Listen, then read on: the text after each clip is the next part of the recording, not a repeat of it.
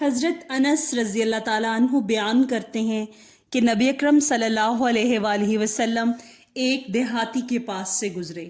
وہ اپنی نماز میں دعا مانگ رہا تھا اور یہ اس کے الفاظ تھے: اے وہ ذات جس کو آنکھیں دیکھ نہیں سکتی، اے وہ ذات کہ کسی کا خیال وہم و گمان اس تک پہنچ نہیں سکتا، اے وہ ذات اوصاف بیان کرنے والے اس کے اوصاف بیان نہیں کر سکتے، اے وہ ذات کہ حوادث زمانہ اس پر اثر انداز نہیں ہو سکتے، اے وہ ذات کہ اسے گردش زمانہ سے کوئی اندیشہ نہیں، اے وہ ذات جو پہاڑوں کے وزنوں کو جانتی ہے، اے وہ ذات جو سمندروں کے پیمانوں کو جانتی ہے، اے وہ ذات جو بارش کی قطروں کی تعداد کو جانتی ہے، اے وہ ذات جو درختوں کے پتوں کی تعداد کو جانتی ہے، اے وہ ذات جو بارش کے قطروں کی تعداد کو جانتی ہے، اے وہ ذات جو ان تمام چیزوں کو جانتی ہے جس پر رات کی تاریکی چھاتی ہے اور جس کو دن روشن کرتا ہے،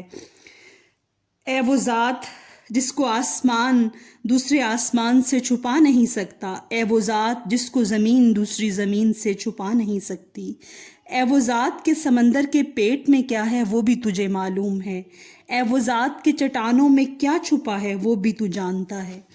تو میرے عمر کے آخری حصے کو سب سے بہتر بنا دے اور میرے آخری عمل کو سب سے بہتر عمل بنا دے اور میرا بہترین دن وہ بنا دے جس دن میری تجھ سے ملاقات ہو۔ آپ نے ایک آدمی کو ذمہ لگایا کہ جب یہ دیہاتی نماز سے فارغ ہو جائے تو اسے میرے پاس لے آنا۔ چنانچہ جیسے ہی وہ نماز سے فارغ ہوا، نبی اکرم صلی اللہ علیہ وآلہ وسلم کی خدمت میں حاضر ہوا۔ حضور کے پاس ایک کان سے کچھ سونا ہدیتاً آیا تھا۔ ہمارے پیارے نبی نے اسے وہ سونا دیا، ہدیہ میں دیا۔ پھر اس سے پوچھا: اے عربی، تم کون سے قبیلہ سے ہو؟ اس نے کہا: یا رسول اللہ، بنی عامر بن صعصع قبیلہ کا ہوں۔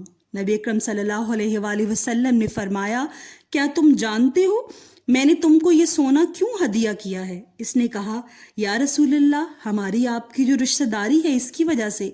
آپ نے فرمایا: رشتہ داری کا بھی حق ہوتا ہے، لیکن میں نے تمہیں سونا اس وجہ سے ہدیہ کیا ہے کہ تم نے اللہ کی ثنا بہت ہی شاندار طریقے سے بیان کی ہے۔